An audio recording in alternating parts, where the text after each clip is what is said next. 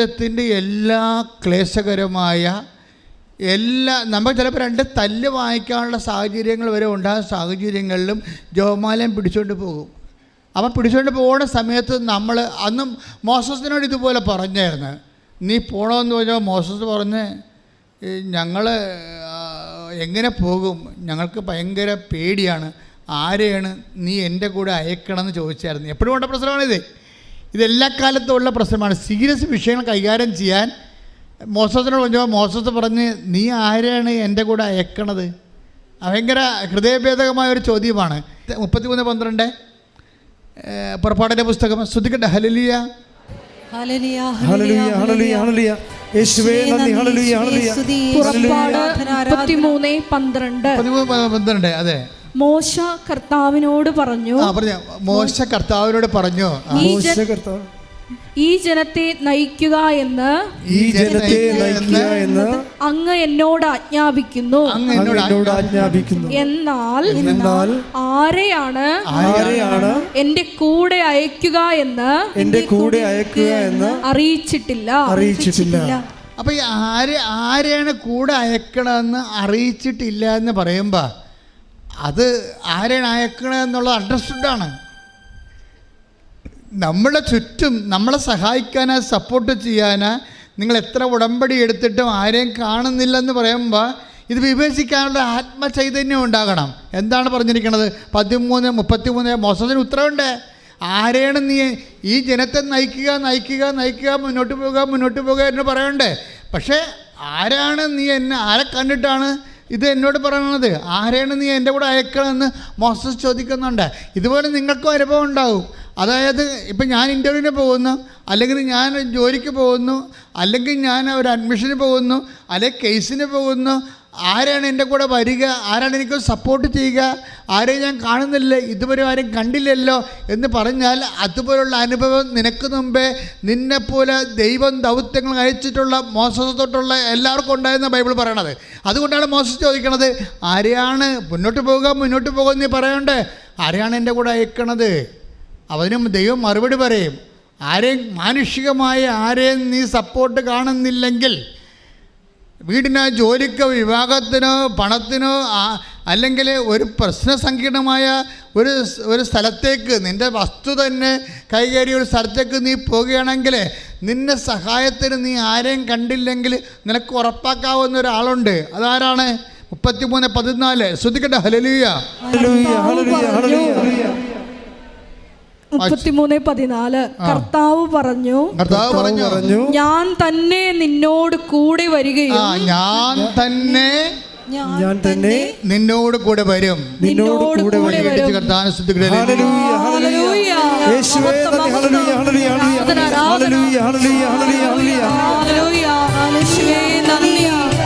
ആരാധന. ഹല്ലേലൂയ. മഹത്വം ആരാധന. ഹല്ലേലൂയ. ക്ലേശകാലത്ത് കൂടാരമേരിപ്പാൻ എന്റെ പ്രിയൻ എന്നെ ഇരുത്തും. അല്പകാലം കഴിഞ്ഞ് ഉയർന്നതാം പാറമേൽ എന്നെ അവൻ കയറ്റി നിർത്തും. അല്പകാലം കഴിഞ്ഞ് ഉയർന്നതാം പാറമേൽ എന്നെ അവൻ കയറ്റി നിർത്തും. ക്ലേശകാലത്ത് കൂടാരമേരിപ്പാൻ എന്റെ പ്രിയൻ എന്നെ ഇരുത്തും. അല്പകാലം കഴിഞ്ഞ് ഉയർന്നതാം പാറമേൽ എന്നെ അവൻ കയറ്റി നിർത്തും. അല്പകാലം കഴിഞ്ഞ് ഉയർന്നതാം പാറമേൽ എന്നെ അവൻ കയറ്റി നിർത്തും. കൈകൾ ഉയർത്തി അടിച്ചുകൊണ്ട് പാടാം. ക്ലേശകാലത്ത് കൂടാരമേരിപ്പാൻ എന്റെ പ്രിയൻ എന്നെ നടത്തും.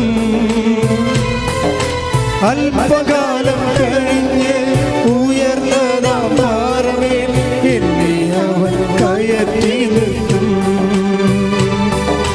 അല്പകാലം കഴിഞ്ഞ് ഉയർന്നതാം പാറമേൽ എന്നെ അവൻ കയറ്റി നിർത്തും. പരിശുദ്ധ പരമദിവ്യകാരുണ്യത്തിന് എന്നേരവും ആരാധനയും സ്തുതിയും പുകഴ്ചയും ഉണ്ടായിരിക്കട്ടെ. അപ്പോൾ ആരെയും കാണുന്നില്ല എന്നുള്ളതും ബന്ധുക്കളെ, സ്വന്തപ്പെട്ട സഹോദര സുഹൃത്തുക്കളെ ആരെങ്കിലും നമ്മളെ സഹായിക്കാനില്ല എന്ന് നമ്മൾ തിരിച്ചറിയുന്ന സമയത്ത് നിനക്ക് സങ്കടവും നിരാശയല്ല വരേണ്ടത്. പിന്നെ എന്താ വരേണ്ടത്? കർത്താവ് ആണ് ഈ വിഷയം ഏറ്റെടുത്തതെങ്കിൽ അതിൻ്റെ അടയാളം മറ്റുള്ളവർ നമ്മളെ കൈവിട്ട് കളയുന്നു എന്നുള്ളതാണ്. അത് മനസ്സിലാക്കണം. ഒരു വിഷയം കർത്താവ് ഏറ്റെടുത്താൽ, ഈ ദിവസങ്ങളിലൊരു സാക്ഷ്യമുണ്ട്. സാക്ഷ്യം വെച്ചാൽ ഒരാൾ ഓയിൽ ആൻഡ് ഗ്യാസ് കമ്പനിയിൽ ജോലി വേണം. Oil and gas company. അവിടെ വരുന്ന സൗമ്യ കായംകുളം പറഞ്ഞൊരു സാക്ഷ്യമാണ് കഴിഞ്ഞ ദിവസങ്ങളിൽ. ഓയിൽ ആൻഡ് ഗ്യാസ് കമ്പനിയിലെ ജോലിക്ക് ഒരാൾ പോയിരിക്കുക ഇൻ്റർവ്യൂവിന്. പക്ഷേ വീട്ടിൽ ഭയങ്കര കഷ്ടപ്പാട്, ക്ലേശവും, ജോലിയും പോയി, വീടും കച്ചവടം നടക്കണില്ല, എന്തൊക്കെ തരത്തിൽ അവർ ഫ്ലാറ്റായി പോയി കഴിഞ്ഞപ്പോഴാണ് ഇവർ ഒരു പേപ്പറിൽ ഒരു പരസ്യം കണ്ട് oil and company, gas company ഇൻ്റർവ്യൂവിന് പോയി കഴിഞ്ഞപ്പോൾ അയാളെ ചോദിച്ചു, ഇൻ്റർവ്യൂ ഇരിക്കുന്ന ആൾ ചോദിച്ചു, നിങ്ങൾക്ക് ഓയിൽ ആൻഡ് ഗ്യാസിൽ എന്താ എക്സ്പീരിയൻസ് എന്ന് ചോദിച്ചു. നിങ്ങൾ ഒരു ഇൻ്റർവ്യൂവിൻ്റെ കാര്യം കേൾക്കണം. നമ്മൾ വചനത്തിൽ ഓരോ കാര്യം പറയുമ്പോൾ നിങ്ങളവർക്ക് അതൊരു ആശയമല്ലേ എന്ന്. ആശയമല്ല, അനുഭവമായിട്ടാണ് ആശയമാകണത്. ദൈവത്തിൻ്റെ കാര്യം ആദ്യം അനുഭവമായിട്ടാണ് അത് ആശയമായിട്ട് വരണത്. മനുഷ്യൻ്റെ കാര്യം ആദ്യം തിയറി ഉണ്ടാകട്ടാണ് പ്രാക്ടിക്കൽ ഉണ്ടാകണത്. നേരെ തിരിച്ചാണ്. അപ്പോൾ എന്താണ് ഇയാളോട് ചോദിച്ചത്, നിങ്ങൾക്ക് ഓയിൽ ആൻഡ് ഗ്യാസിൽ എന്താ എക്സ്പീരിയൻസ്? ഇയാൾക്ക് എക്സ്പീരിയൻസ് ഒന്നുമില്ല. ഇയാളുടെ എക്സ്പീരിയൻസ് എന്താ വെച്ചാൽ, ഈ മനുഷ്യൻ ആ സമയത്ത് എന്ത് ചെയ്യുന്നറിയാം, ഉടമ്പടി കാശിലും എടുത്തുകൊണ്ട് തിരുമ്മിക്കൊണ്ടിരിക്കും, വിശ്വാസപ്രമാണം ചൊല്ലിക്കൊണ്ട്. അതാണ് വിഷയം. പുള്ളിക്ക് എക്സ്പീരിയൻസ് ഇല്ലല്ലോ, അതിന് മറുപടി പറഞ്ഞില്ല. പുള്ളി മറുപടി പറയാതെ ഉടമ്പടി കാശിലും എടുത്ത് വിശ്വാസപ്രമാണം ചൊല്ലി തിരുമ്മിക്കൊണ്ടിരിക്കും. എന്താണ്? കർത്താവേ, നീ മാത്രമേ ഈ ചോദ്യത്തിന് മറുപടി പറയാവുള്ളൂ, എനിക്ക് എക്സ്പീരിയൻസ് ഇല്ലാത്ത ആളാണ്. അപ്പോൾ ഉടനെ ആ മനുഷ്യൻ ഇയാളുടെ ഇത് വാങ്ങിക്കും. എന്താ വാങ്ങിക്കണേ? ഫയൽ വാങ്ങിക്കും. ഫയൽ വാങ്ങിച്ചിങ്ങനെ മറച്ചു നോക്കിച്ചും പറയും, നിങ്ങൾക്ക് ഖത്തറിൽ ജോലി ചെയ്യാൻ തയ്യാറാണോ എന്ന് ചോദിക്കും. അപ്പോൾ ഇയാൾ പറയും തയ്യാറാണ്, എന്നാൽ പാസ്പോർട്ട് ഇങ്ങനെ നേക്കാൻ പറയും. ഈ മനുഷ്യൻ ഇന്ന് ഓയിൽ ആൻഡ് ഗ്യാസ് കമ്പനി ഖത്തറിൽ ജോലി ചെയ്യുകയാണ്. ശ്രദ്ധിക്കട്ടെ. ഹല്ലേലൂയ.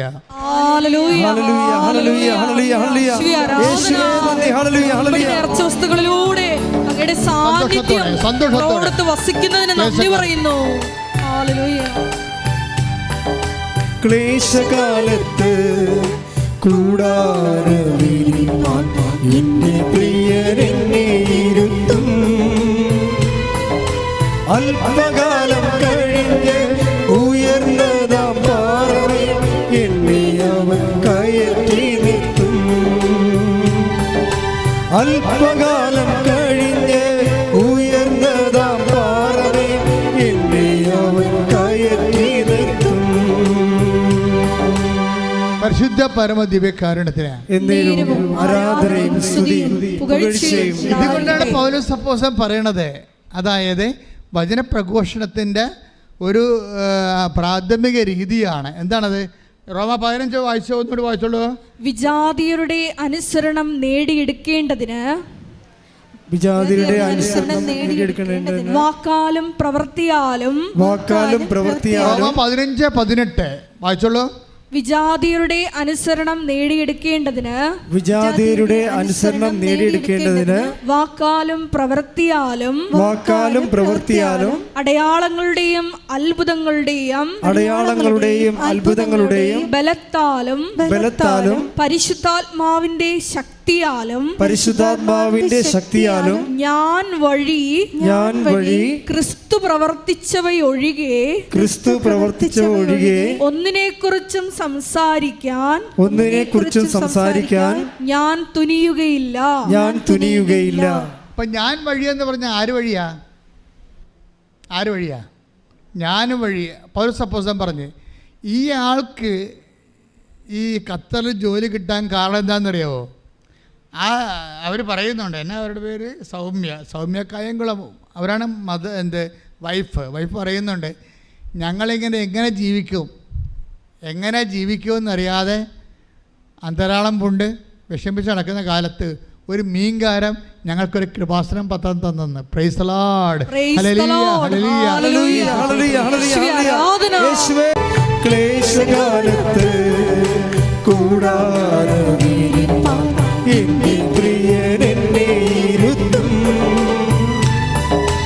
അല്പകാലം കഴിഞ്ഞ് ഉയർന്നതാം പാറമേൽ എന്നെ അവൻ കയറ്റി നിർത്തും. അല്പകാലം കഴിഞ്ഞ് ഉയർന്നതാം പാറമേൽ എന്നെ അവൻ കയറ്റി നിർത്തും. അല്പകാലം കഴിഞ്ഞ് ഉയർന്നതാം പാറമേൽ എന്നെ അവൻ കയറ്റി നിർത്തും. ക്ലേശകാലത്ത് കൂടാരവിരിപ്പാൻ എന്റെ പ്രിയൻ എന്നെ ഇരുത്തും. അല്പകാലം കഴിഞ്ഞ് ഉയർന്നതാം പാറമേൽ എന്നെ അവൻ കയറ്റി നിർത്തും. അല്പകാലം കഴിഞ്ഞ് ഉയർന്നതാം പാറമേൽ എന്നെ അവൻ കയറ്റി. ഹല്ലേലൂയ യേശുവേ, ഹല്ലേലൂയ ഈശോ.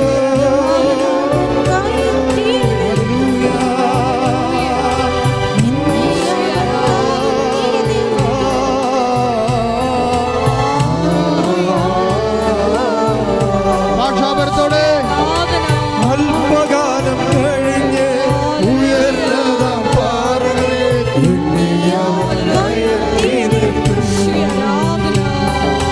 അല്പകാലം കഴിഞ്ഞ് ഉയർന്നതാം പാറമേൽ എന്നെ അവൻ കയറ്റി നിർത്തും. ക്ലേശകാലത്ത് കൂടാരവിരിപ്പാൻ എന്റെ പ്രിയൻ എന്നെ ഇരുത്തും. അല്പകാലം കഴിഞ്ഞ് ഉയർന്നതാം പാറമേൽ എന്നെ അവൻ കയറ്റി നിർത്തും. അല്പകാലം കഴിഞ്ഞ് ഉയർന്നതാം പാറമേൽ എന്നെ അവൻ കയറ്റി നിർത്തും. Price the Lord. Price the Lord. ഇരിക്കുക.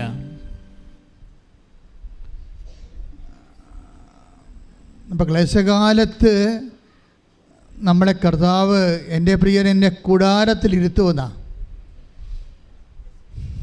ഈ കൂടാരത്തിലാണ്, മഹാകൂടാരത്തിലാണ് കൃപാസനം ഉള്ളത്. പഴയ നിയമത്തിൽ കർത്തൃ സന്നിധാനം അവിടെയാണ് മോശ കയറി പോണതും മേഘങ്ങൾ വന്ന് കൂടാരത്തെ മൂടുന്നതും ജനങ്ങൾ കവർന്നു വീണ് അവരവരുടെ കൂടാരങ്ങളുടെ വാതിൽക്കൽ ആരാധിക്കുന്നത് മഹാകാഴ്ചയാണ്.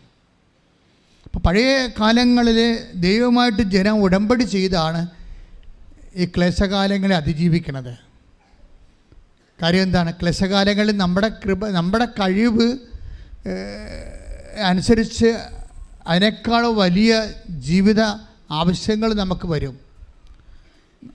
നമ്മുടെ ജീവിത ആവശ്യങ്ങൾക്ക് പറ്റുന്ന ഒരു കഴിവ് നമുക്കുണ്ടാകത്തില്ല. അതുകൊണ്ടാണ് ദൈവം പറഞ്ഞത്, നിൻ്റെ വണ്ണവും എണ്ണവും കണ്ടല്ല ഞാൻ നിന്നെ തിരഞ്ഞെടുത്തത്, ഞാൻ നിന്നെ സ്നേഹിച്ചത്, നീ എണ്ണത്തിൽ കുറഞ്ഞത് തന്നെയാണ് നിന്നെ സ്നേഹിക്കാൻ കാരണമെന്ന്. കാര്യം ഞാനാണ് ദൈവം. ശ്രദ്ധിക്കട്ടെ. ഹല്ലേലൂയ ഹല്ലേലൂയ ഹല്ലേലൂയ. യേശുവേ നന്ദി നന്ദി. ഹല്ലേലൂയ ഹല്ലേലൂയ ഹല്ലേലൂയ ഹല്ലേലൂയ. യേശുവേ സ്തുതി. ഹല്ലേലൂയ ഹല്ലേലൂയ. വചനത്തെ പൂർത്തീകരിക്കുന്ന നന്ദി പറയുന്നു. ആരാധന ആരാധന യേശുവേ. ആരാധന ആരാധന യേശുവേ. ആരാധന. അതായത് ഞാൻ തന്നെ നിൻ്റെ കൂടെ വരും. ഈ വചനം ഒരിക്കലും മറക്കരുത് മക്കളെ. കാര്യം മോസസ് എന്താ ചോദിച്ചത്? 13:12 ആരെയാണ് എൻ്റെ കൂടെ? എനിക്കാരാണ് സഹായം തരാൻ പോണത്? എൻ്റെ മകളുടെ കല്യാണത്തിന് ആരാണ് എനിക്ക് സഹായം തരാൻ പോണത്? ഈ രോഗത്തിൽ നിന്ന് ആരാണ് എന്നെ സുഖപ്പെടുത്താൻ പോകുന്നത്? എപ്പോഴും നമുക്ക് ഓരോരോ കാര്യങ്ങൾക്ക് ചോദ്യമല്ലേ? അതല്ലേ കർത്താവിൻ്റെ വചനം നമ്മൾ വായിച്ചത് 2 Corinthians 1:4 all kind of troubles. എല്ലാ തരത്തിലുള്ള ബന്ധങ്ങൾ അനുഭവിക്കുന്നവരെ. കഴിഞ്ഞ ദിവസങ്ങളിൽ ഡോക്ടർ ഡെൽറ്റ ജോസഫ് എന്നും പറഞ്ഞ് ഒരു MD ഡോക്ടർ സാക്ഷ്യം പറഞ്ഞു. നീ ഡോക്ടർമാരുടെ സാക്ഷ്യം കേൾക്കണം കേട്ടോ. ഡോക്ടർമാരും ജഡ്ജിമാരും ഒക്കെ IPS ആയിട്ടുള്ള റാങ്കുള്ളവരൊക്കെ എത്ര പേരാണ് ഉടമ്പടി ചെയ്തിരിക്കണമെന്നറിയോ? അതായത് നമ്മളുടെ ഇപ്പോഴത്തെ ഒരു വിഷയം ഉടമ്പടിയുടെ സാക്ഷ്യങ്ങളെക്കുറിച്ച് വിദ്യാഭ്യാസം ഉള്ളവരെ വളരെ കൃത്യതയോടുകൂടിയാണ് വീക്ഷിക്കുന്നത്. കാര്യം എന്താണ് ഉടമ്പടിയിലുള്ളത്, അതിൻ്റെ ഇഫക്റ്റാണ് കാണുന്നുണ്ട് ആൾക്കാർ. പുക മാത്രമല്ല, തീയും കാണുന്നുണ്ട്. പുകയുടെ തീയുണ്ടെന്ന് അനുമാനിക്കേണ്ട കാര്യമല്ല. തീ ആൾക്കാരെ തൊടുന്നുണ്ട്. ഇപ്പോൾ ഡെൽറ്റ ജോസഫിൻ്റെ സാക്ഷ്യം എന്താ? അവിടെ അവർ ഇംഗ്ലണ്ടിൽ വർഷങ്ങളായിട്ട് അവർ ജനറൽ ഫിസിഷ്യനാണ്. പക്ഷെ അവരുടെ പ്രശ്നം, അവരുടെ 3ാമത്തെ പ്രസവത്തിൽ അത് ഭയങ്കര സിസേറിയനായിപ്പോയി. ഭയങ്കര സിസേറിയൻ എന്ന് പറഞ്ഞാൽ എന്താ കാര്യം കഴിഞ്ഞാൽ 4 ലിറ്റർ ബ്ലഡ് നഷ്ടപ്പെട്ടു. 2ാമത്തെ പ്രസവത്തിൽ 4 ലിറ്റർ ബ്ലഡ് നഷ്ടപ്പെട്ട്. അപ്പോൾ BP താന്നിട്ട് 40-20 ആയി. അപ്പം മരിച്ചു പോകും. BP താന്നിട്ട് 40-20 ആവും. അപ്പോൾ അവർ നമുക്കറിയാവില്ല, BP 40-20 വന്നാൽ പിന്നെ അടുത്തത് മരണമാണ്. അപ്പം അത്രയും ഒരു ഓപ്പറേഷനിലൂടെ മരണത്തെ ഇങ്ങനെ തൊട്ട ആളാണ് ഈ ഡോക്ടർ ഡെൽറ്റ ജോസഫ്. അപ്പം അതുകൊണ്ട് അവരും ഫിസിഷ്യനാണ്. അപ്പോൾ അവരുടെ മറ്റ് ഫിസിഷ്യൻസൊക്കെ പറഞ്ഞ് ഇനി പ്രഗ്നൻസി പറ്റത്തില്ല, നമുക്കിപ്പോൾ തന്നെ സ്റ്റെറിലൈസ് ചെയ്യാമെന്ന് പറയും. ഇപ്പം തന്നെ അത് ഗർഭം നിർത്താം, പ്രസവം നിർത്താം, ഇനി പറ്റത്തില്ലെന്ന് പറയും. അപ്പോൾ അത് ദൈവ പദ്ധതി അല്ലെന്ന് അവർക്ക് തോന്നിയ കാരണം അവർ നല്ല വിശ്വാസിയാണ്. അതുകൊണ്ട് അങ്ങനെ നിർത്തണ ദൈവ പദ്ധതി അല്ലെന്ന് അവർക്കറിയാവുന്ന കാരണം അവർ പറഞ്ഞ് അതിനെക്കുറിച്ച് അവർ യേശു പറഞ്ഞില്ല. നിങ്ങൾക്കറിയാമോ, വിശ്വാസം ജീവിക്കുന്നവർ അങ്ങ് കൃത്യമായിട്ട് ജീവിക്കുന്നുണ്ട്. ചില ആൾക്കാർ കുറച്ച് കാര്യത്തിൽ വിശ്വസിക്കും, കുറച്ച് കാര്യത്തിൽ വിശ്വസിക്കത്തില്ല. അതാണ് പ്രശ്നം. ചില കാര്യം നിങ്ങൾക്ക് കുറച്ച് കംഫർട്ടായിട്ടുള്ള കാര്യങ്ങൾ നിങ്ങൾ വിശ്വസിക്കും. നിങ്ങൾക്ക് ചില കാര്യങ്ങൾ കംഫർട്ടല്ല, അതുകൊണ്ട് വിശ്വസിക്കത്തില്ല. ഡോക്ടറല്ലേ പറഞ്ഞത്, എന്നാൽ പ്രസവം നിർത്തിയേക്കാമെന്ന് വിചാരിക്കും. ദൈവതിരുമനസ്സല്ലല്ലോ അത്. നിങ്ങൾ അല്ലെങ്കിൽ ബുദ്ധിയും ബോധം ഉണ്ടെങ്കിൽ ദൈവിക കാര്യങ്ങളെ കൈകാര്യം ചെയ്യുന്നതിനോടൊന്ന് ചോദിക്കണം. കാര്യം ഈ നിങ്ങൾക്ക് ഗർഭപാത്രം ഉണ്ടായാലും ഇല്ലെങ്കിലും നിങ്ങൾ പ്രസവം നിർത്തിയില്ലെങ്കിലും ദൈവഹിതമല്ല നിങ്ങൾ പ്രസവം നിർത്തണമെന്നുണ്ടെങ്കിൽ ഉണ്ടാകുന്ന പ്രശ്നം എന്താണെന്നറിയാമോ? നിത്യത എന്ന് പറയുന്നൊരു വിഷയത്തിൽ നിങ്ങൾ പണിമേടിക്കാൻ സാധ്യതയുണ്ട്. ഈ ലോകത്ത് മാത്രമേ ഉള്ളെങ്കിൽ പിന്നെ പട്ടിച്ചാകണ പോലെ ചത്തുപോകാം, ഒരു കുഴപ്പമില്ല. പന്നി ഒക്കെ എത്രയോ പ്രസവിക്കുന്ന ചത്തുപോകുന്നു, നമ്മളും ചത്തുപോകുന്നു. അത്ര ഉള്ളെങ്കിൽ കുഴപ്പമില്ല. നിത്യതയാണ് ഇവിടുത്തെ പ്രശ്നം. എന്തുകൊണ്ടാണ് ഇതുപോലെ സുവിശേഷ വിഹിതമായി വിശ്വസിച്ച് ജീവിക്കുന്നവർ എന്തുകൊണ്ടാണ് കോംപ്രമൈസ് ഇല്ലാതെ പോകുന്നതിൻ്റെ കാരണം എന്താണ്? അങ്ങനെ വിശ്വസിക്കുന്നവർ, അങ്ങനെ ജീവിക്കാൻ ജനിച്ചു പോയത് കൊണ്ട് ക്രിസ്ത്യാനിയായിട്ട് പോയ ആൾക്കാരുണ്ട്. അവരെക്കുറിച്ച് പറഞ്ഞിട്ട് കാര്യമില്ല. ജനിച്ചു പോയത് കൊണ്ട് വിശ്വാസിയാകുകയും പിന്നീട് വിശ്വാസ സത്യങ്ങൾ പഠിച്ച് മനസ്സിലാക്കുകയും ദൈവത്തിൻ്റെ സ്വന്തമാകുകയും ചെയ്ത ആൾക്കാർ ഒരു കാരണവശാലും കോംപ്രമൈസ് ചെയ്യത്തില്ല. ഡോക്ടർ പറഞ്ഞു അയാൾ ഡോക്ടറാണ്, പക്ഷേ ജനറൽ ഫിസിഷ്യനാണ്, പക്ഷേ അവർ പറഞ്ഞ് പ്രസവം നിർത്താൻ പറ്റത്തില്ല, it's not will of God എന്ന് പറയും. അപ്പോൾ ഡോക്ടർ പറഞ്ഞു, നിങ്ങളൊരു ഡോക്ടറല്ലേ, നിങ്ങൾക്ക് ശാസ്ത്രബോധമൊന്നുമില്ലേ? ഇനി പ്രസവിച്ചാൽ ഇതുപോലെ ഒരു കേസ് വന്നാൽ നിങ്ങൾ എന്ത് ചെയ്യുമെന്ന് ചോദിച്ചു. നിങ്ങൾ മരിച്ചു പോകുമെന്ന് പറയും. പക്ഷെ അവരെന്താ ചെയ്തിരിക്കണം? അവരിപ്പോൾ ഉടമ്പടിയെക്കുറിച്ചുള്ള ക്ലാസ്സുകൾ കേട്ട്, അപ്പോൾ ഒരു നാട്ടിൽ വന്നപ്പോൾ ഒരു ഉടമ്പടി എടുത്ത് എന്താണ് 2-3 പ്രസവിക്കാൻ കണക്കാക്കിയാണ് ഉടമ്പടി എടുത്തിരിക്കണേ. ഇത്രയും മരണത്തെ നേരെ കണ്ട ആൾ 3ാമതൊരു കുഞ്ഞിന് വേണ്ടി ഉടമ്പടി എടുത്തിരിക്കുകയാണ്. ഉടമ്പടി എടുത്തപ്പോൾ എന്താ ചെയ്തിരിക്കണത്? ഉടമ്പടിയിൽ അവരെ ഒരു കുഞ്ഞിനെ എക്സ്പെക്റ്റ് ചെയ്യണതിന് മുമ്പ് തന്നെ, അതിന് ട്രൈ ചെയ്യണ മുമ്പ് തന്നെ അവർ ഉടമ്പടി തൈലമെടുത്ത് വയറ്റെ പുരട്ടും. ഡോക്ടറാണെന്ന് ചിന്തിക്കണം നിങ്ങൾ. വിശ്വാസത്തോടെയാണ് ഈ കാര്യങ്ങൾ ചെയ്യണത്. എന്നിട്ട് അവർ ക്യാരി ആകുമ്പോൾ എന്താ അവർ ചിന്തിക്കണത്? ഈ കുഞ്ഞ് മാതാവിൻ്റെ കുഞ്ഞാണ്. അതാണ് വിഷയം. ഈ കുഞ്ഞ് മാതാവിൻ്റെ കുഞ്ഞാണ്. ഇതിനെ രക്തം പൊടിയാ പ്രസവിപ്പിക്കേണ്ട ഉത്തരവാദിത്തം ഞാൻ വിശ്വാസം പ്രഖ്യാപിച്ചില്ലേ, പിന്നെ എനിക്കെന്താ പ്രശ്നം? എൻ്റെ പ്രശ്നം തീർന്ന്. ഞാൻ അമ്മയിൽ വിശ്വസിച്ചു. അമ്മ എൻ്റെ ബെഡ്റൂമിലുണ്ടാകുമെന്നും അമ്മ എൻ്റെ ഓപ്പറേഷൻ തിയേറ്ററിലുണ്ടാകുമെന്നും ഞാൻ വിശ്വസിച്ചു. അതിൻ്റെ പേരിൽ ഞാൻ എൻ്റെ ഉടമ്പടി തൈലമെടുത്ത് എൻ്റെ ഗർഭപാത്രത്തിൽ പുരട്ടി. My role is over. പിന്നെ ആരുടെ അതിന് റോളുള്ളത്? ദൈവത്തിൻ്റെതാണ്. അമ്മ ഉണ്ടാകും. അവൻ്റെ പ്രസവിക്കാൻ പോയപ്പോൾ അവർക്ക് കുഴപ്പമില്ല, അവർ കൂളായിട്ട് പ്രസവിക്കാൻ പോയി. ഓപ്പറേഷൻ നടന്ന്. പക്ഷേ എത്ര വെറും 700 ml ബ്ലഡേ പോയുള്ളൂ. അവർക്കൊരു കുഴപ്പമില്ല. കുഞ്ഞിനെ, മൂന്നാമത്തെ കുഞ്ഞിനെ കിട്ടി. അതാണ് വിശ്വാസം. ശ്രദ്ധിക്കട്ടെ.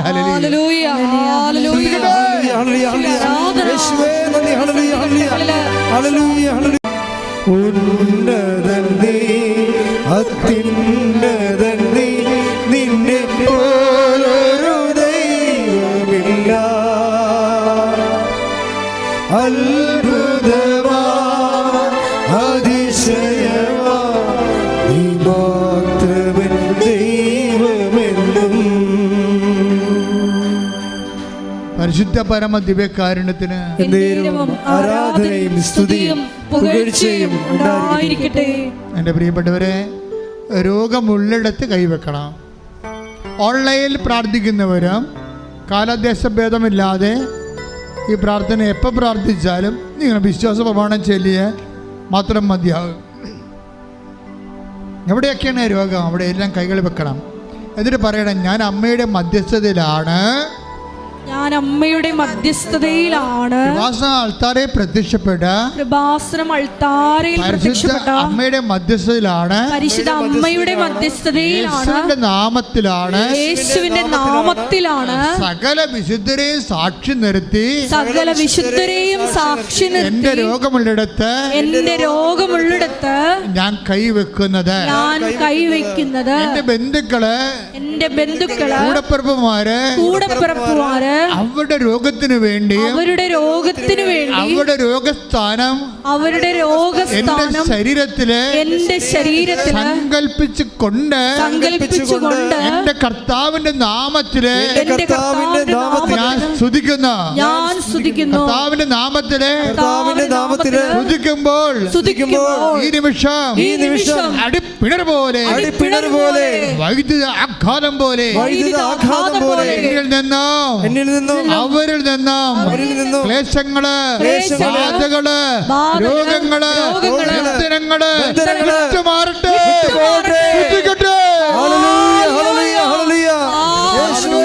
നാമത്തിൽ സഭയുടെ അധികാരത്തിൽ കുരിശിന്റെ അടയാളത്തിൽ ദൈവത്തിന്റെ ശക്തിയാൽ നിങ്ങൾക്ക് ശ്വാസം കൊണ്ടരും.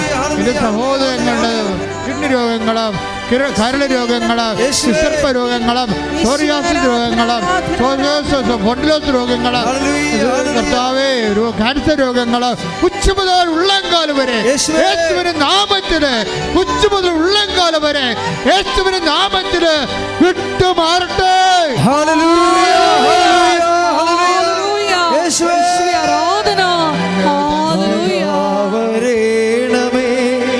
എന്നിൽ നിറയണമേ,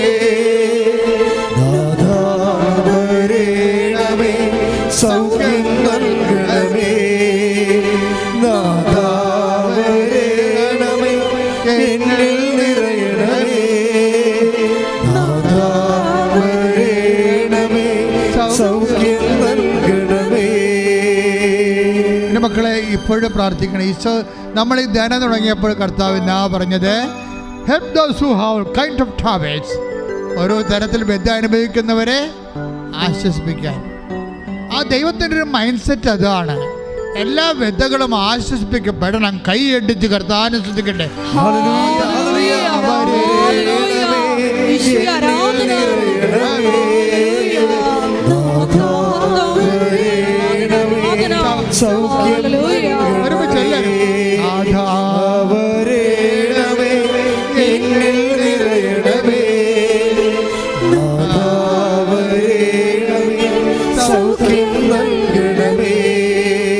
പരിശുദ്ധ പരമ ദിവ്യകാരുണ്യത്തിന് എന്നേരവും ആരാധനയും സ്തുതിയും പുകഴ്ചയും. പരിശുദ്ധ പരമ ദിവ്യകാരുണ്യത്തിന് എന്നേരവും ആരാധനയും സ്തുതിയും പുകഴ്ചയും ഉണ്ടായിരിക്കട്ടെ. എന്നിൽ നിറയണമേ, നാദാവരേണമേ, സൗഖ്യം നൽകണമേ.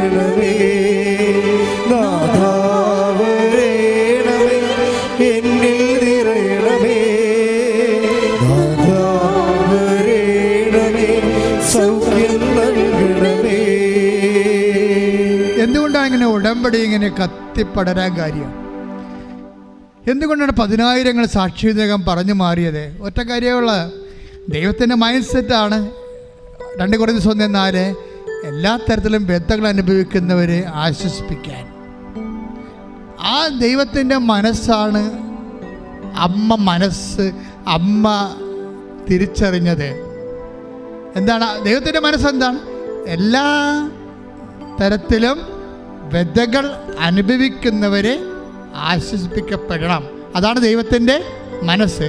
ഈ മനസ്സ് തിരിച്ചറിഞ്ഞത് ആരാണ്? അമ്മയാണ്. ഒരു വീട്ടിൽ കല്യാണത്തിന് വീഞ്ഞ് തീർന്നു പോയാൽ എന്ത് വ്യതയുണ്ടാകും ആ കുടുംബനാഥനെന്ന് അമ്മ തിരിച്ചറിഞ്ഞിരിക്കുന്ന കൈയിട്ടിച്ച് കർത്താവ് ആരാധന. അമ്മയെ തന്നതിന് നന്ദി പറയുന്നു.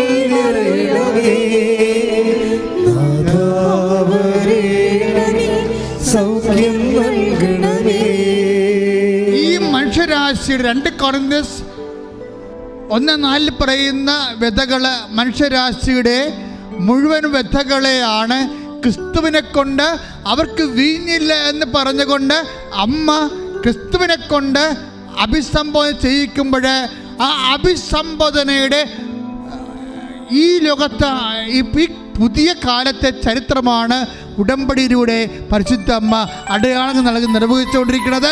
കൈയടിച്ചുകൊണ്ട് കർത്താവ്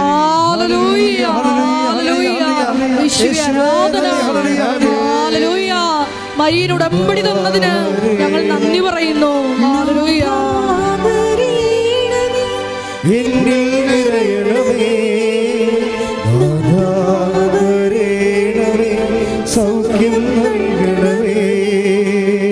എൻ്റെ മക്കളെ, നമ്മളിപ്പോൾ പ്രാർത്ഥിക്കാൻ പോകുന്നത് എല്ലാ വ്യതകളെയുമാണ്.